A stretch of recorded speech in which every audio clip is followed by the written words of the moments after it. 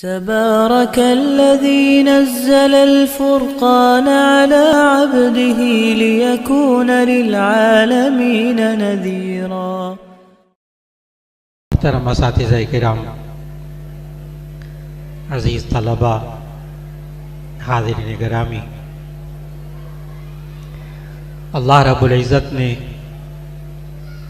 आज हम सबको यहाँ कुरान हकीम की निस्बत से जमा होने की तौफ़ीक़ अता फ़रमाई है। अल्लाह रब्बुल इज़्ज़त इसे कबूल फरमा ले। और चूँकि ये बच्चों के हिफ्ज़ की दस्तारबंदी की तक़रीब है और इन बच्चों ने कुरान मजीद हिफ्ज़ मुकम्मल किया है, इस दुआया तक़रीब के आगाज़ में अल्लाह ताला ने एक दुआ मांगने की तौफ़ीक़ अता फ़रमाई है और ये दुआ ख़ुद अल्लाह ताला ने सिखाई है। सूरतुल फ़ुरक़ान के आखिर में अल्लाह ताला ने ये दुआ सिखाई है और आज हर मर्द और हर औरत के लिए ज़रूरत है ये दुआ। जब मैं दुआ पढ़ूँ और उसका तर्जुमा करूँगा तो आपके दिल से आमीन निकलेगी कि अल्लाह ताला ने रहमान के बंदों की जो खुसूसियात बताई उनमें से एक खुसूसियत ये बताई कि वल्लज़ीन यक़ूलूना रब्बना हब लना मिन अज़वाजिना व ज़ुर्रियातिना क़ुर्रत अयुन, कि जो रहमान के बंदे होते हैं वो ये दुआ मांगते हैं कि रब्बना हब लना मिन अज़वाजिना व ज़ुर्रियातिना क़ुर्रत अयुन, हे अल्लाह हमें अपने घर वालों से, अपनी औलाद से आंखों की ठंडक अता वजअलना लिलमुत्तक़ीन इमामा, और हमें परहेज़गारों का भी इमाम बना दे। आज हर घर की ज़रूरत है कि हर शख्स को अपने घर वालों से, अपनी औलाद से आंखों की ठंडक नसीब हो जाए। लेकिन मेरे अजीज़ान मोहतरम, हम सिर्फ दुआ मांगे कि अल्लाह हमें अपने घर वालों से, अपनी औलाद से आंखों की ठंडक अता फरमा, तो सिर्फ इस दुआ के नतीजे में अल्लाह कादिर है कि बग़ैर असबाब इख्तियार किए घर वालों से, औलाद से आंखों की ठंडक दे दे। अल्लाह कुदरत रखता है। वमन यशकुर फ़इन्नमा यशकुरु लिनफ़्सिही वमन कफ़र फ़इन्नल्लाह गनियुन हमीद। अल्लाह कहता है कि हमने लुक़मान अलैहिस्सलाम को हिकमत और दानाई अता की ताकि वो अल्लाह का शुक्र अदा करें। मालूम हुआ कि वो माँ बाप कि जिनको अल्लाह दानाई दे तो वो अपनी औलाद की तरबियत पे लुक़मान अलैहिस्सलाम के तरीक़ों से करते हैं। पहला जुमला जो अपने बच्चों को कहा लुक़मान अलैहिस्सलाम ने, या बुनय्या ला तुश्रिक बिल्लाह इन्न शिर्क लज़ुल्मुन अज़ीम। है मेरे प्यारे बेटे, अल्लाह के साथ किसी को शरीक न ठहराना शिर्क बहुत बड़ा जुल्म है। सबसे पहले बच्चे के ईमान पर मेहनत। मुमकिन है कोई साहब यहाँ बैठे हों वो ये सोचने लगे कि ये जो शिर्क वगैरह के मौजू होते हैं ये तो ज़रा बड़ी उम्र के बच्चों के लिए होते हैं, लेकिन अजीब बात यह है कि ये आयात दूध पीते बच्चों के लिए है।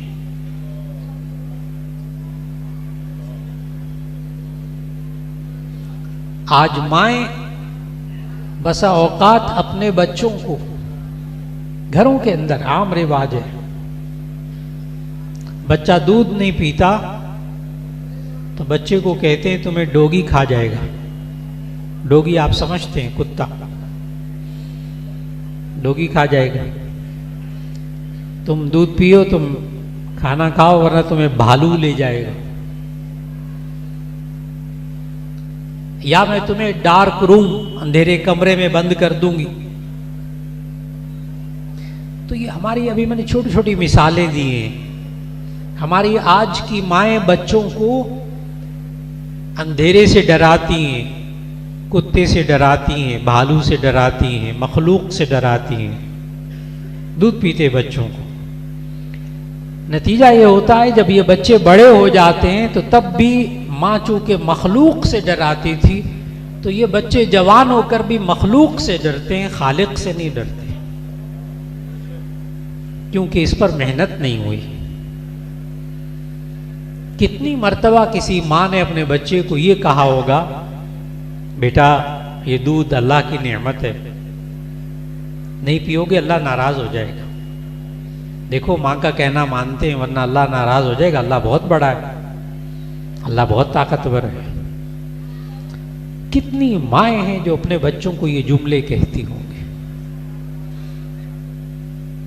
ये माएँ बच्चों को मखलूक से डराती हैं, खालिक से नहीं डराती। इसलिए ये बड़े होकर भी मखलूक से डरता है, खालिक से नहीं डरता। इसलिए सबसे अहम बात कि बचपन ही से बच्चों को अल्लाह के नाम से आशना कीजिए। वो अब्बा भी बोलेगा, अम्मा भी बोलेगा। क्या ये मुमकिन नहीं था कि उससे पहला लफ्ज अल्लाह निकलवाया जाता?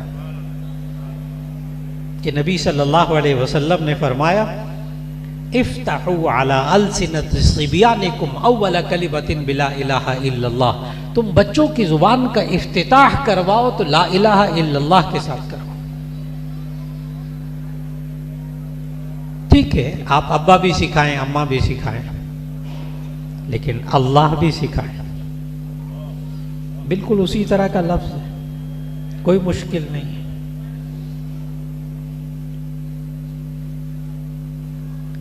फिर उसके बाद लुक़मान अलैहिस्सलाम ने अपने बच्चों से जो तलकीन की, तरबियत की, वह वसैनल इंसान बिवालिदैहि, वालिदैन के साथ अच्छा रवैया, अच्छा सलूक करना। छोटे छोटे बच्चों और बच्चियों को सिखाइए, माँ बाप के साथ अच्छा रवैया रखें। बस औकात हमसे गलती हो जाती है, छोटे बच्चों को लाड प्यार से ना हम बिगाड़ देते हैं। लाड प्यार रखें।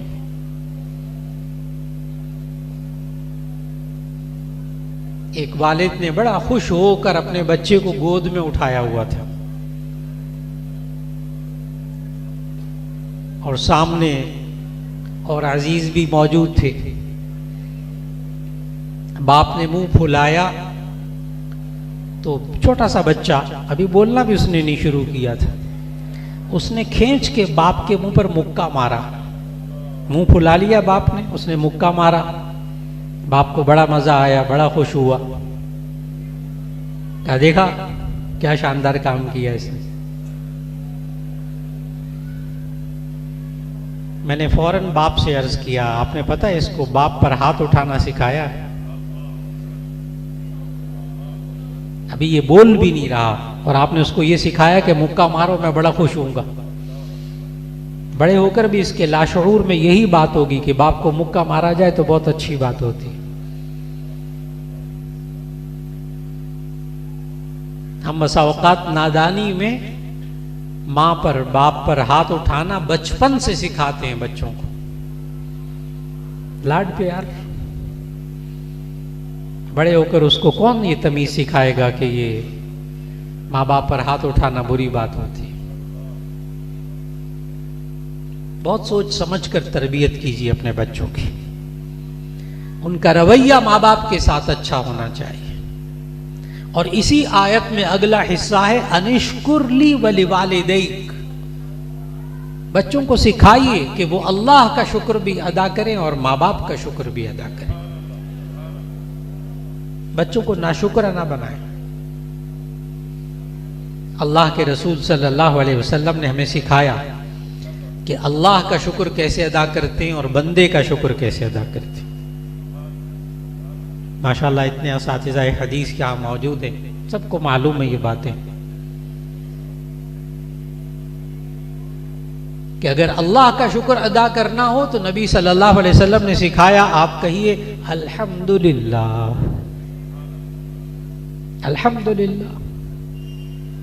इससे अल्लाह का शुक्र अदा हो जाता है। तमाम तारीफें अल्लाह के लिए। काश के आप अपने बच्चे से पूछें खाना खा लिया, वो आगे जवाब में कहे खा लिया, और एक जवाब ये है कि अल्हम्दुलिल्लाह मैंने खाना खा लिया। बेटा सबक याद हो गया? जी हो गया, याद हो गया। एक जवाब ये है कि जी अल्हम्दुलिल्लाह याद हो गया।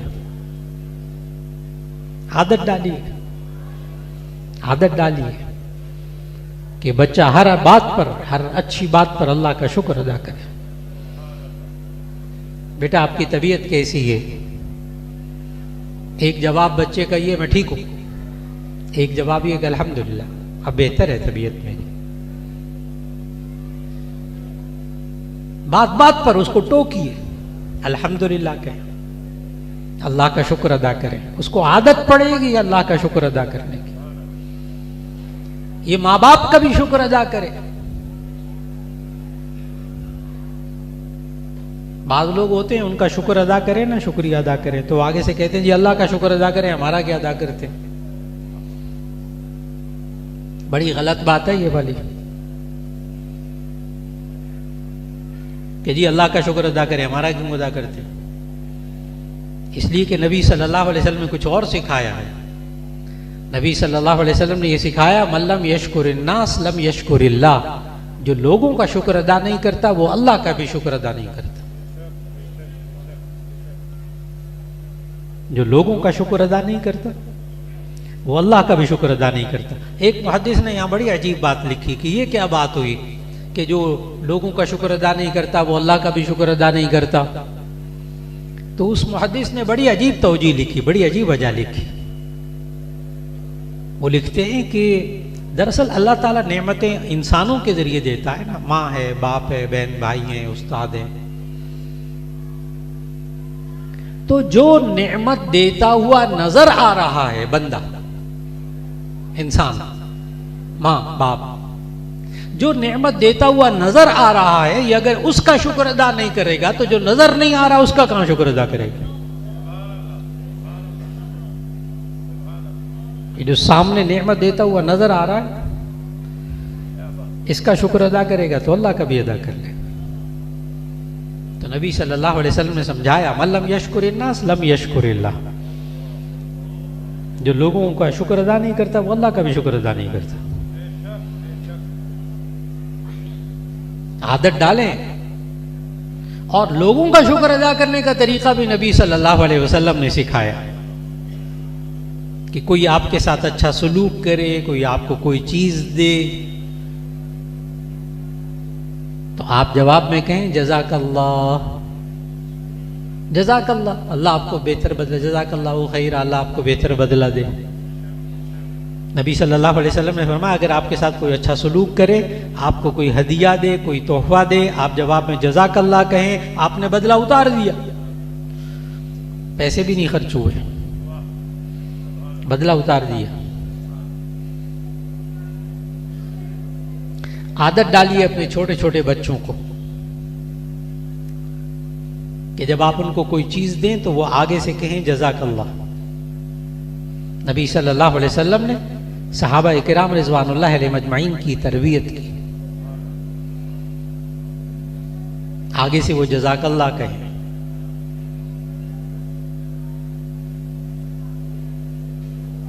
अभी मुफ्ती साहब वो तलबा में सनदें तकसीम, हदीस की सनदें तकसीम करनी थी, दौर हदीस के तलबा।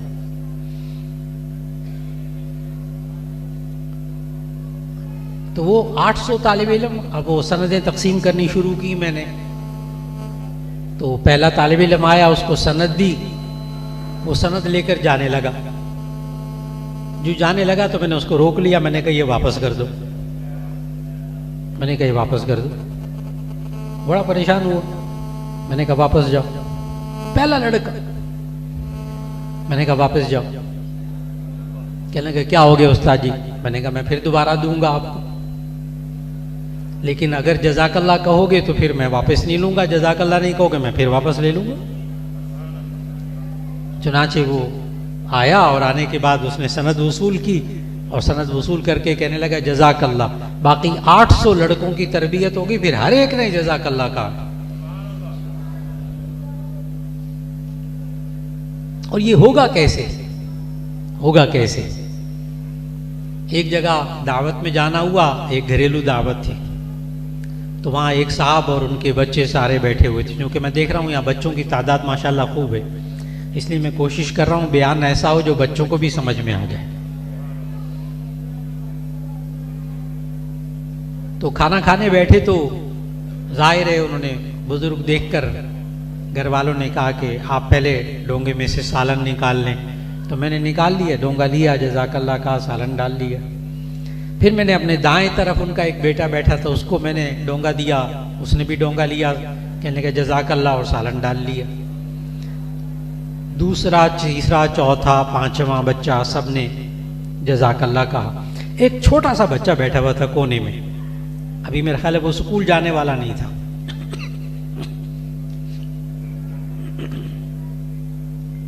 तो मैंने वो कबाब की प्लेट पड़ी हुई थी, तो मैंने वो बच्चे की तरफ ना जानबूझ के, बेटा आप कबाब लें।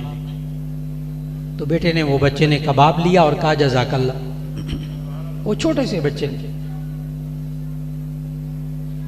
तो मैंने फौरन बाप की तरफ मुंह करके कहा, मैंने कहा मेहनत हुई है, मेहनत हुई है।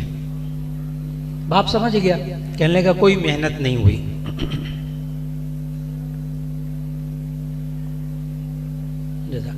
बाप कहने लगा कोई मेहनत नहीं हुई। मैंने कहा नहीं, मैंने खाना खाना रोक दिया, हाथ रोक लिया। मैंने कहा पहले मुझे बताएं बात क्या है बीच में, मेहनत हुई है? बाप ने कहा नहीं कोई मेहनत नहीं हुई। मैंने फिर कहा, मैंने कहा मुझे असल बात बताएं। कहने लगे कि हम मियाँ बीवी की शादी हो गई, तो शादी के बाद हम दोनों का मिजाज ये था कि बीवी मुझे रोटी देती थी ना सुबह नाश्ते में, तो मैं कहता था जज़ाकल्लाह।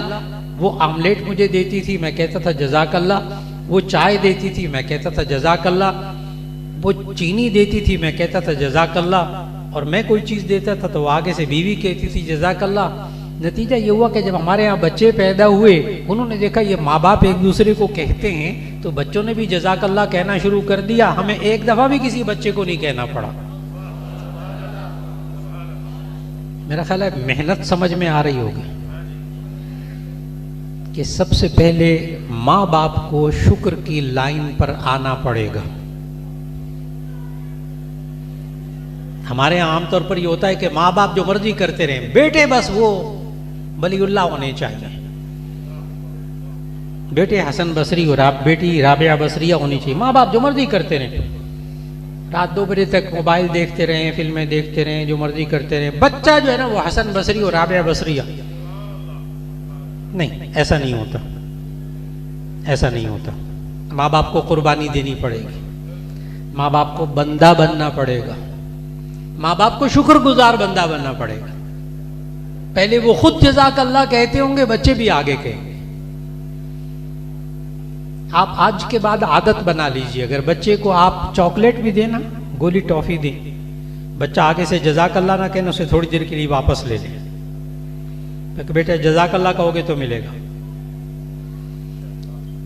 माएँ आदत बना ले, बच्चों को रोटी देना, आगे से बच्चा जज़ाकल्लाह ना कहना, रोटी उठा ले वहां से, कहीं जज़ाकल्लाह कहो फिर मिले। आदत बनाइए। पता है क्या होगा, हमसे क्या गलती हुई, हमने अपने बच्चों के अंदर शुक्र नहीं पैदा किया ना, कि माँ बाप का शुक्र अदा करेंगे, ये खूबी नहीं पैदा की। तो उसकी वजह पता है फिर क्या हुआ? फिर यूं हुआ कि ये बच्चे जब बड़े हो जाते हैं, जवान हो जाते हैं, तो माँ बाप के सामने खड़े होकर कहते हैं क्या किया आपने हमारे लिए, सारे पे मट्टी डाल देते, आपने हमारे लिए क्या किया। इसको पता ही नहीं कि माँ बाप ने क्या रातों को जाग कर कितनी मेहनत करके कमा के इतना बड़ा किया तुझे, जो आज सामने अकड़ कर कहता है कि मेरे माँ बाप ने क्या किया मेरे लिए। वजह उसकी नाशुक्रापन। तो बच्चों की तरबियत करते हुए एक उसूल लुकमान अलैहिस्सलाम ने यह भी समझाया कि बच्चों को शुक्रगुजार बच्चा बनाया जाए। अल्लाह का भी शुक्र अदा करें, माँ बाप का शुक्र अदा करें। और फिर उसके बाद लुकमान अलैहिस्सलाम ने तरबियत करते हुए कहा, या बुनैया इन्नहा इन तकु मिस्काल हब्बतिन मिन खरदलिन फतकुन फी सखरतिन औ फी समावाति औ फिल अर्द याति बिहल्लाह इन्नल्लाह लतीफुन खबीर। मेरे प्यारे बेटे, अगर आसमान और जमीन के अंदर या किसी चट्टान के अंदर कोई जर्रा बराबर भी कोई चीज होगी, अल्लाह उसे भी जानता है, अल्लाह उसे भी ले आएगा। अल्लाह खूब खबर रखने वाला, जानने वाला है। आज हम बच्चों को डराते हैं बाप से, माँ से, उस्ताद से, बस अल्लाह से नहीं डराते। अल्लाह देख रहा है, इस पर मेहनत नहीं होती। तो जहां बंद कमरे में माँ बाप उस्ताद नहीं होता, वहां बच्चे से गलती होती है। बच्चा तन्हाई में गुनाह का शिकार होता है। कब? जब उसके ऊपर मेहनत नहीं होती कि अल्लाह देख रहा है, अल्लाह हर जगह मौजूद है। शेख सादी रहमतुल्लाह अलैह ने मिसाल दी, बच्चे समझ जाएंगे फौरन।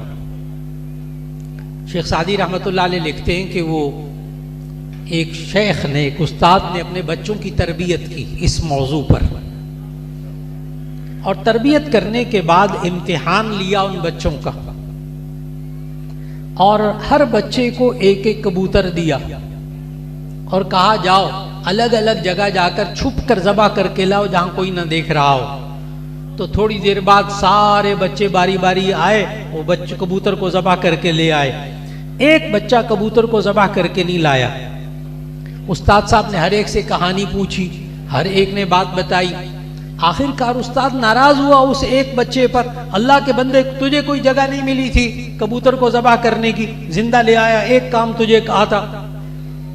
तो वो शागिर्द बड़े अदब से बोला, कहने लगे, उस्ताद जी आपने खुद ही कहा था कि वहां ज़बा करके लेकर आना जहां कोई ना देख रहा हो। तो मैं जहां जाता था वहां अल्लाह देख रहा होता था। मैं जहां जाता था वहां अल्लाह देख रहा होता था। इस पर उस्ताद ने पता क्या कहा? उस्ताद ने कहा, एक पास बाकी फेल, एक पास बाकी फेल। एक को समझ में आ गया, अल्लाह हर जगह है, अल्लाह देख रहा है। मेहनत कीजिए, बच्चों को यकीन दिलाइए, यहां तक कि उनका ईमान बन जाए। अगला मरहला तरबियत का, अगली आयत, या बुनैया अक़िमिस सलाह वअमुर बिल मारूफ वन्हा अनिल मुनकर वस्बिर अला मा असाबक इन्न ज़ालिका मिन अज़्मिल उमूर। लुक़मान अलैहिस्सलाम ने अपने बच्चों की तरबियत करते हुए किस तरह तरबियत की, आप भी इन उसूलों को ज़हन में लाइएगा। या बुनैया अक़िमिस सलाह, ऐ मेरे प्यारे बेटे तू नमाज कायम कर,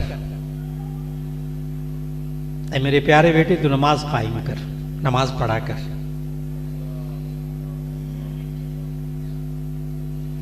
कब से कहना है ये बात नबी सल्लल्लाहु अलैहि वसल्लम ने समझाई, बुखारी शरीफ की हदीस है।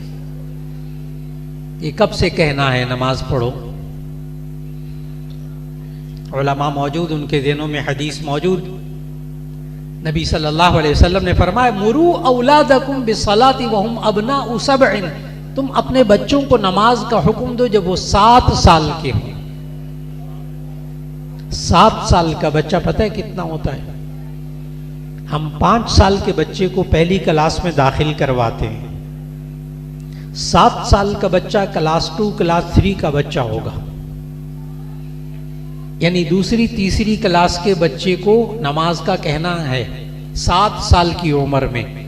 अभी नमाज फर्ज होगी 14 साल की उम्र में, यानी अभी नमाज फर्ज होने में 7 साल बाकी है। इतना पहले से उसको पाबंद करना है नमाज पढ़ने का। जब बालिग होगा ना, आपको कहना ही नहीं पड़ेगा नमाज पढ़ने का, इसलिए कि आपने 7 साल से मेहनत शुरू की हुई है। लेकिन एक बात अर्ज करूंगा आप हजरात से कि हमारी एक कमजोरी है, हमारे मुआशरे की, हमारे घरों की एक कमजोरी है कि हम जब दुनियावी काम बच्चों को सिखाते हैं तो हमारा रवैया कुछ और होता है, और जब हम बच्चों को दीन सिखाते हैं तो हमारा रवैया कुछ और होता है। ये एक बड़ी मुसीबत है हमारे घरों की। जब हमने बच्चों को नमाज पढ़ने के लिए कहना होता है ना, तो हम पता क्या कहते हैं, पढ़ो, उठो, नमाज पढ़ो, जन्नत में जाओगे, आग में जलोगे। अब मैंने कह दिया ना डांट के, अपने ये नमाज पढ़े। अल्लाह के बंदे, ये बच्चा पहले चलता फिरता नहीं था, लेटा रहता था, फिर रिड़ने लगा। एक दिन आपने इसको सख्ती से कहा, अब तुम बड़े हो गए हो, चला फिरा करो। डांट के, मौलाना मैंने एक दिन कहा, बस वो उस दिन से चल फिर रहा है। आपके सारे बच्चे इसी तरह चले थे कि आप एक दिन कहा डांट के, वो बच्चा चलने लगे। नहीं, ऐसा नहीं हुआ। पता नहीं आपने क्या क्या हरकतें की उस बच्चे के साथ। हाँ, कभी उंगली पकड़ के चलाया, कभी किसी चीज के साथ पकड़ के चलाया, कभी माँ ने, कभी बाप ने, हफ्तों मेहनत की, तब कहीं जाके वो एक दिन बगैर हाथ पकड़े चलने लग गया। तो हम कितने खुश हुए थे। सिर्फ पैदल चलाने पर हमने मेहनत की है।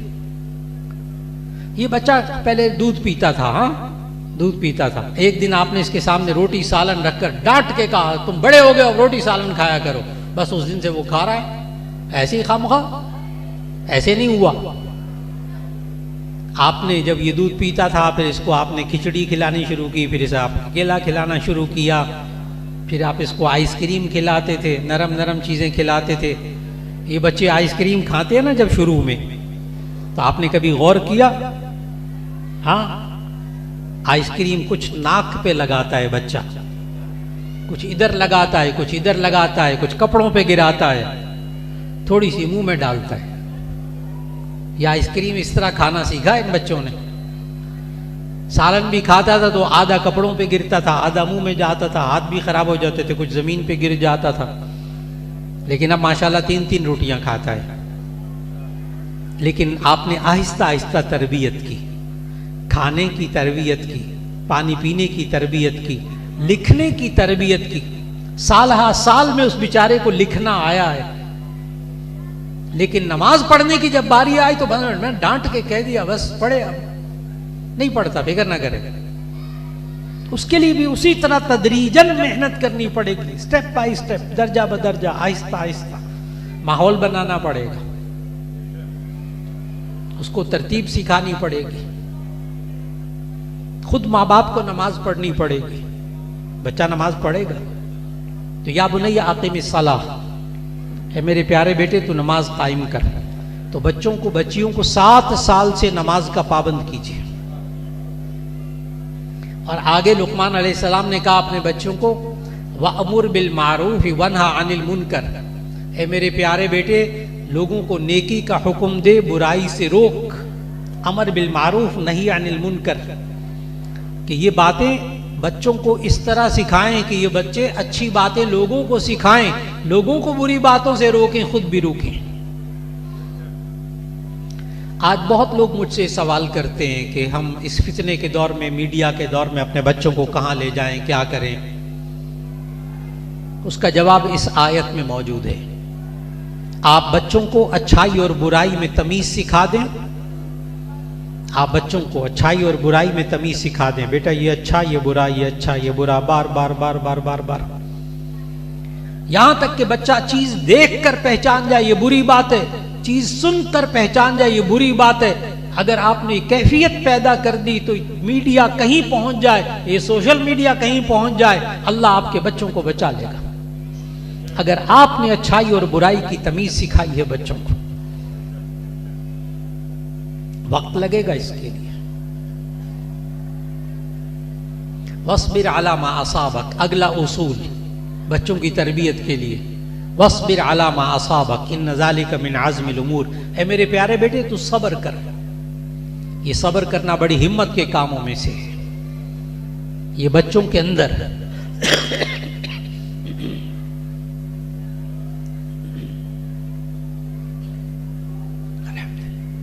ये बच्चों के अंदर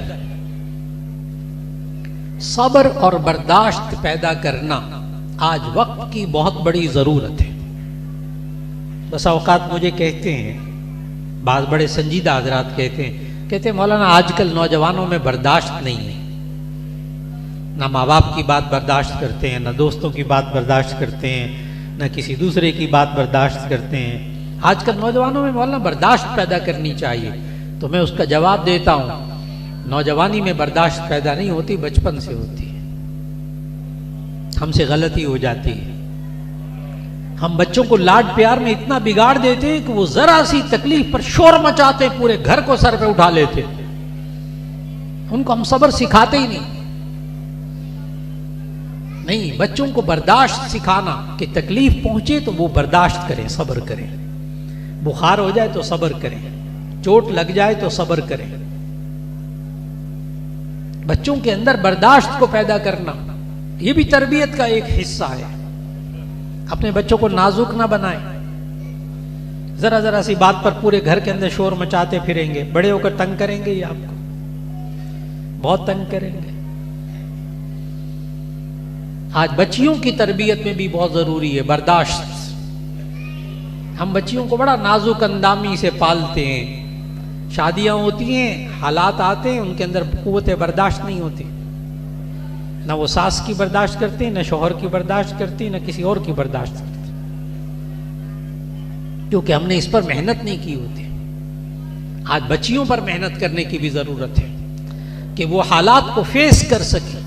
बच्चों पर मेहनत करें कि वो बाहर निकलकर हालात का मुकाबला कर सके। उनके अंदर इतनी जान पैदा कीजिए, इतनी हिम्मत पैदा कीजिए कि वो मसाइल का सामना कर सके, तकालीफ का सामना कर सके।